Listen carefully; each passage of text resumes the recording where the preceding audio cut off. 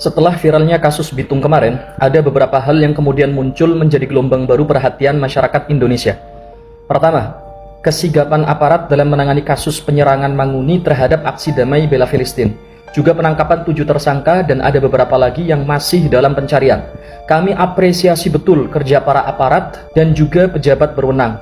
Namun, masih ada beberapa yang mengganjal di hati kami umat muslim Indonesia. Pertama, kenapa Ormas Manguni belum juga dibubarkan sampai detik ini?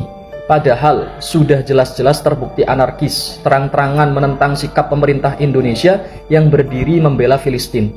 Mereka justru mengibarkan bendera Israel, mendukung penjajahan Israel yang jelas-jelas bertolak belakang dengan konstitusi Indonesia yang dengan tegas menyatakan dalam UUD 45 bahwa kemerdekaan itu ialah hak segala bangsa. Dan oleh sebab itu, maka penjajahan di atas dunia harus dihapuskan karena tidak sesuai dengan pri kemanusiaan dan pri keadilan. Lebih tegas lagi, di alinea keempat, Undang-Undang Dasar 45 disebutkan, Indonesia ikut melaksanakan ketertiban dunia yang berdasarkan kemerdekaan, perdamaian abadi. Sebab itulah, secara resmi dari lisan Presiden, Indonesia menentukan keberpihakannya terhadap Filistin. Lah ini, ada ormas menentang kebijakan pemerintah secara terang-terangan, juga melanggar Permenlu nomor 3 tahun 2019 tentang larangan pengibaran bendera Israel. Ngotot pula, bilang kalau mereka nggak salah, playing victim. Rekam jejak sejarahnya juga brutal, intoleran. Mereka ormas yang dulu terlibat dalam pembantaian Muslim Poso. Kok masih belum dibubarkan? Kami masyarakat bertanya-tanya, ada apa? Ini bukan provokasi ya, catat. Ini murni rasa penasaran kami kepada para pejabat berwenang. Kok belum juga dibubarkan? Kenapa? Belum lagi para petinggi Ormas Manguni yang entah di mana mereka bersembunyi, mereka masih belum tertangkap loh Pak. Dan kayak Marco Karundeng, ini sudah jelas-jelas bersalah, memprovokasi masyarakat untuk bersama-sama menyerang siapapun yang berjilbab dan berkopiah. Ini jelas-jelas teror loh. Ayo, kami dukung para aparat dan pejabat berwenang untuk segera selesaikan masalah ini. Bubarkan Ormas Radikal Manguni. Tangkap dan hukum Marco Karundeng atas ancamannya di media sosial yang akan menyerang siapapun yang berhijab dan berkopiah. Kami dukung sepenuhnya pemerintah dan aparat untuk berlaku adil dan transparan.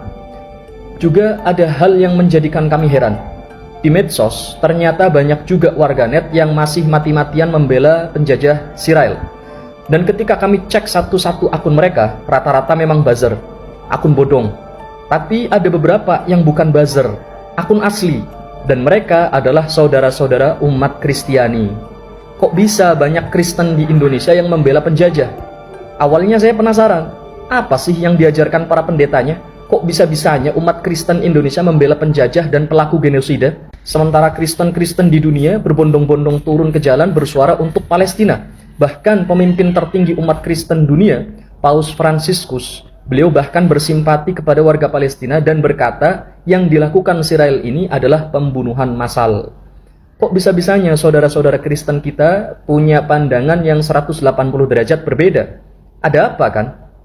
Terus setelah saya cari-cari, ketemulah jawabannya. Ternyata mereka yang masih kekeh membela penjajah Israel adalah jemaat Kristen yang memang kurang literasi dan informasi. Ini bukan saya yang ngomong, tapi Ketua Forum Kerukunan Umat Beragama Sulawesi Utara, Pendeta Lucky Rumopa. Yang ngomong ini seorang pendeta loh. Kata beliau, mengenai berkibarnya bendera Israel di Bitung, itu terjadi karena di masyarakat masih ada persepsi yang keliru tentang Israel. Mereka menganggap Israel sebagai bangsa pilihan, padahal di dalam kekristenan sudah tidak ada lagi bangsa pilihan. Lebih lanjut, beliau mengatakan, tokoh-tokoh Kristen juga sudah menyampaikan kepada umat, cuma biasa, dalam masyarakat ada yang pendidikannya rendah, jadi tidak menangkap. Mereka cuma mendengar ajaran-ajaran sepintas, kata Pendeta Lucky. Jadi, ini tanggung jawab kita bersama. Saya mengajak kepada semua tokoh masyarakat, influencer, terutama teman-teman pendeta Kristiani untuk lebih gencar lagi memberikan pengertian kepada jemaatnya tentang sikap yang harus diambil dalam mendukung kemanusiaan di Filistin dan menentang penjajahan serta pembantaian sipil yang terus dilakukan Israel terhadap 15.000 warga sipil yang 5.600 diantaranya adalah anak-anak. Sebarkan pesan ini agar semakin banyak yang sadar bahwa kita harus berjuang bersama membela kemanusiaan. Dan nanti setelah ini akan kita bahas isu tentang Kongo.